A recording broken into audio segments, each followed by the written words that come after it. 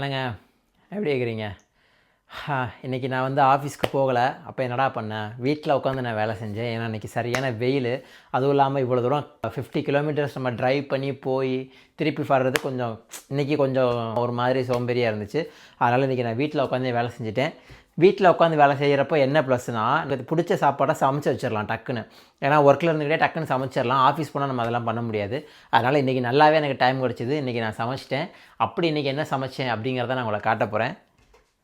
இங்கே பாருங்கள், பெப்சியெல்லாம் வாங்கி வச்சுருக்கிறேன். அப்படி என்னடா நீ பயங்கரமாக சமைச்சிருக்க அப்படின்றீங்களா? இருங்க வாங்க போய் பார்ப்போம் என்ன சமைச்சிருக்கேன். சர்ப்ரைஸ்.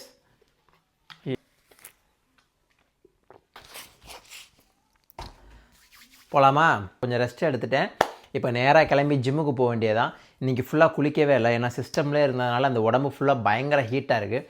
அதனால் ஜிம்முக்கு போய் நல்லா ஒரு ஒர்க் அவுட்டை பண்ணிட்டு அப்படியே லைட்டாக ஒரு ஸ்டீம் பாத் அப்படியே அங்கேயே ஜிம்மிலே குளிச்சுட்டு, ஏன்னா நம்ம அப்பார்ட்மெண்ட்டில் இருக்கிற பாத்ரூமை விட பெரிய பாத்ரூம் ஜிம்மில் அவ்வளோ பெருசாக இருக்கும். அதுங்க தான் நம்ம போய் இன்றைக்கி குளிச்சுட்டு அப்படியே ஒரே தான் வந்துடும். ஏன்னா ஜிம்மை முடிச்சுட்டு இங்கே வந்து மேலே போய் குளிச்சுட்டு திருப்பி கீழே வர்றதுக்கு அதிலே நமக்கு சோம்பேறித்தனம். அதனால் அங்கேயே குளிச்சுட்டு வந்தால் ஒரே வேலையாக முடிஞ்சிடும். வாங்க அங்கே ஜிம்முக்கு போகிறக்கு முன்னாடி நான் இன்றைக்கி என்ன சமைச்சேன்றதை நான் உங்களுக்கு காட்டுறேன், போய் பார்க்கலாம். ஃப்ளாட்மேட் ஒரு பொண்ணு லிவிங் ரூமில் உட்காந்து டிவி பார்த்துட்ருக்கிறேன்னு நினைக்கிறேன். அவளை டிஸ்டர்ப் பண்ணாமல் கிராஸ் பண்ணி நம்ம போய் சாப்பாடை பார்க்கலாம்.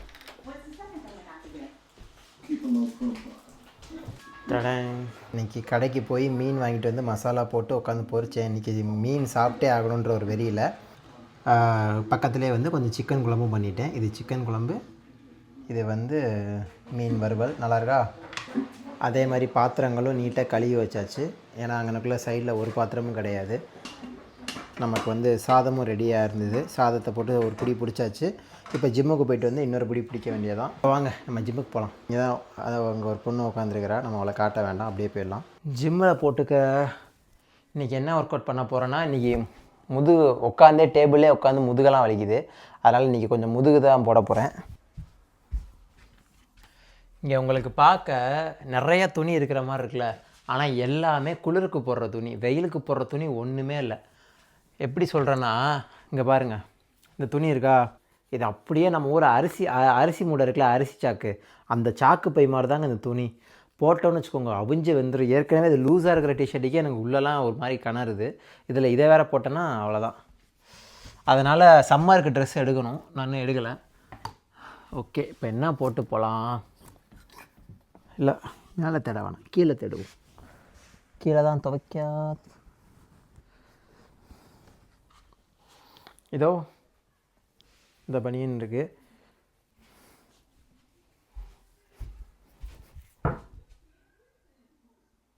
கேமராவில் இந்த கரை தெரியுதான்னு தெரில, ஆனால் இந்தா இது ஃபுல்லாகவே கரை. ஜிம்மில் எல்லாருமே நீட்டாக போட்டுட்ருப்பாங்க, நம்ம மட்டும் ஒரு மாதிரி கரையாக போட்டால் நல்லா இருக்குமா? நல்லா இருக்காது.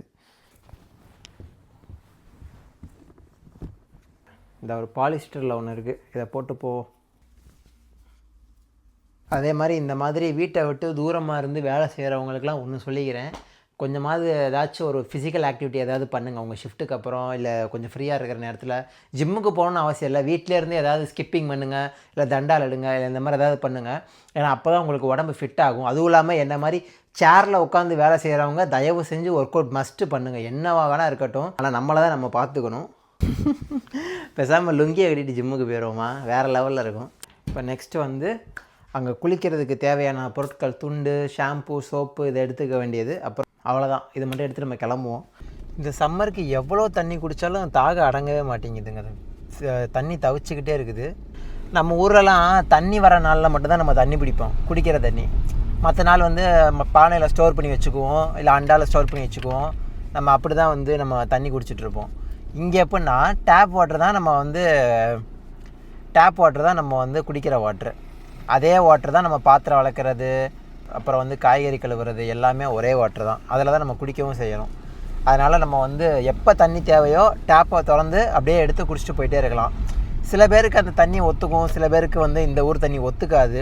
ஏன்னா நமக்கு தெரியாதுல்ல, அந்த டேப்லேருந்து வர்ற தண்ணி வந்து அவ்வளோ க்ளீனாக இருக்குன்னு நம்ம சொல்ல முடியாதுல்ல. ஏன்னா அந்த பைப்புக்கு கீழேலாம் துரு பிடிச்சிருக்க வாய்ப்பு இருக்குது. அதெல்லாம் நான் ஒரு சில ஃபோட்டோலாம் பார்த்துருக்கேன். அந்த ஃபோட்டோவை பார்த்தோன்னே எனக்கு ஒரு மாதிரி ஆயிடுச்சு. அதனால் அன்னையிலேருந்து நான் வந்து அன்னையிலேருந்து கொஞ்ச நாள் வந்து கடையில் தண்ணி வாங்கி நான் வாட்டர் கேனில் தண்ணி வாங்கி குடிச்சிட்டு இருந்தேன். அதுக்கப்புறம் மறுபடியும் பேக் டு த ஃபார்ம் தான், திருப்பி டேப் வாட்டருக்கே வந்தாச்சு. ஸோ அதுதான், சில பேருக்கு தொண்டை ஒத்துக்காது, குடித்தா தொண்டை ஒரு மாதிரி கரகரங்கும், சளி பிடிச்சிக்கும் அந்த மாதிரி தண்ணி குடித்தா. ஆனால் நமக்கு என்னங்க, நம்ம ஊருக்கு அம்மாயில் குளித்து பிறந்து வாழ்ந்துருந்தீங்கன்னா எந்த தண்ணியாக இருந்தாலும் நமக்கு சேர்ந்துக்கும். இந்த சம்மருக்கு வந்துட்டு வெளியே யாருமே சட்டை போடுறதில்ல. அதாவது இந்த ஊருக்காரங்க சட்டைலாம் போட மாட்டாங்க. அப்படியே ஸ்பேர் பாடியாக டவுசர் மட்டும் போட்டுக்கிட்டு கையில் இந்த கையில் ஒரு பீரு, இந்த கையில் டிஷர்ட்டு, அவங்க போட்டிருந்த டிஷர்ட்டு வச்சுக்கிட்டு அவங்க பாட்டுக்கு நடந்து போவாங்க. ஜாலியாக அவங்க எதை பற்றி மைண்ட் பண்ண மாட்டாங்க. நம்ம ஊர்னா என்னடா எகத்தாளமா, என்ன சரக்கரகு போட்டிருக்கிறியா அந்த மாதிரிலாம் சொல்லுவாங்கல்ல. இவங்க போட்டிருந்தாலும் அப்படி தான் போவாங்க, போகலனாலும் அப்படி தான் போவாங்க. ஏன்னா இவங்க வெயிலே பார்த்ததில்லை. இந்த ஊர் மக்கள் வெயில் பார்க்கறது ரொம்ப கஷ்டம். வருஷத்துக்கு ஒரு 2-3 மாதம் தான் வெயிலே பார்ப்பாங்க. அப்படிங்கிறப்ப அந்த வெயிலை மிஸ் பண்ணாமல் அவங்க வந்து டிஷர்ட்டெல்லாம் போட்டுக்கிட்டு அவங்க வெறும் உடம்பா அவங்க நடந்து அப்படியே ஜாலியாக போய்கிட்டு அப்படியே தான் இருப்பாங்க. ஏன்னா இந்த ஊரில் வந்து ஸ்வீட்டு, சாக்லேட்டு இதெல்லாமே நிறையா கிடைக்கும், ஈஸியாக கிடைக்கும். நம்ம அதை சாப்பிட்டு வெயிட் ஈஸியாக போட நிறையா சான்சஸ் இருக்குது. ஏன்னா இந்த ஊர் குழந்தைங்கலாம் பார்த்திங்கன்னா ஸ்வீட் அவ்வளோ பிடிக்கும் அவங்களுக்கு. குழந்தைங்கனாலே ஸ்வீட் பிடிக்கும் தான். அதை சாப்பிட்டு வெயிட் ஏறி போயிடுவாங்க. வெயிட் ஏறிட்டால் நம்மளால் வேலைக்கு போக முடியாது. வேலைக்கு வேலைன்னு சொல்கிறேனேன்னு தப்பாக எடுத்துக்காதீங்க. வெயிட் ஏறிட்டால் நம்மளால் இந்த ஊரில் எதையுமே பண்ண முடியாது. நம்ம ஊராக உட்காந்த இடத்துல எல்லாமே வர்றதுக்கு நம்ம தானே செஞ்சாகணும். அதனால் நம்ம கொஞ்சம் பார்த்து நம்ம கண்ட்ரோலாக இருக்கிறது நல்லது. இன்னொரு பெரிய தலைவலி என்னென்னா, நம்ம காரில் வந்து ஹீட்டர் மட்டும்தான் வேலை செய்யும், ஏசி வேலை செய்யாது. நான் வந்து ஹீட்ரு போட்டே பழகிட்டேன்னா குளிராக இருக்குன்னு ஏசி நான் போட்டதே இல்லை. வெயில் கொளுத்தும் போது ஏசி போடுறேன், வெறும் ஃபேன் காற்று மட்டும்தான் வருது, குளிர் காற்றே வரல.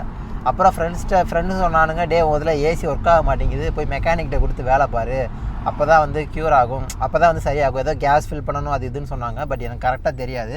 நானும் போய் கொடுக்கணும். பட் கொடுக்கறதுக்கு எனக்கு இன்னும் நேரம் கிடைக்கல. இப்போதைக்கு வெயிலில் அட்ஜஸ்ட் பண்ணி ஜன்னல் இறக்கி விட்டு தான் ஓட்டிக்கிட்டு இருக்கிறேன்.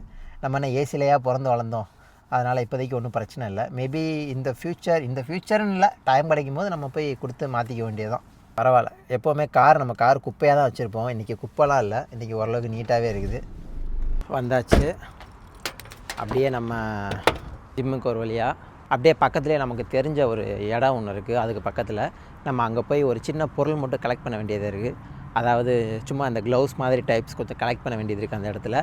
அதை போய் கலெக்ட் பண்ணிட்டு அப்படியே நம்ம ஜிம்முக்குள்ளே என்ட்ரி ஆயிடுவோம். Strictly no parking near or any of the pedestrian crossings.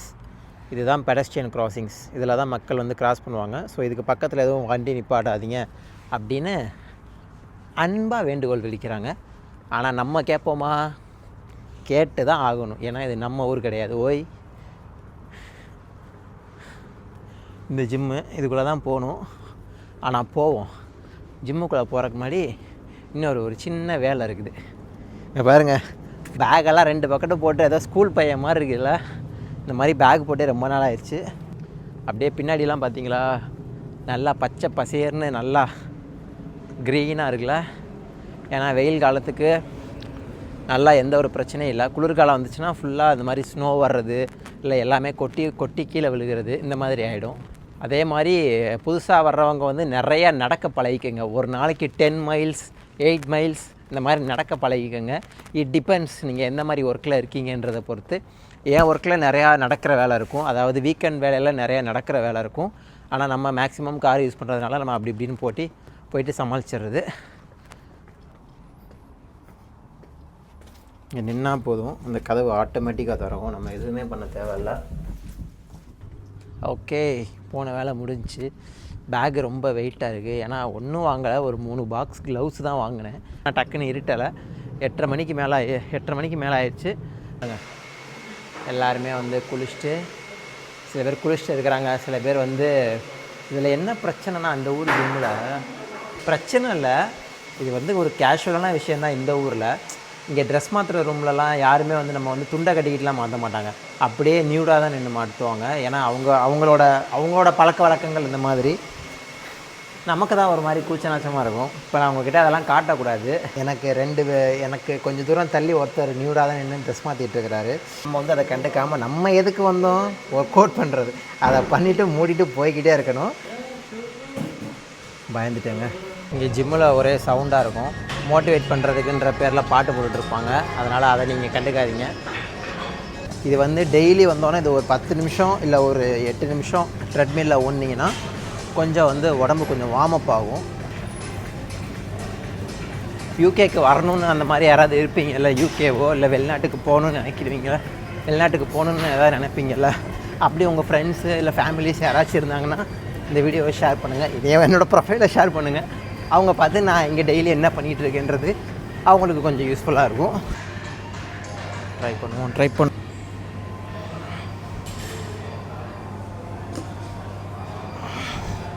பாருங்கள், ஒரு செட்டு தான் போட்டேன், அதுக்குள்ளே பயங்கரமாக வேர்த்துருச்சு. கமான்.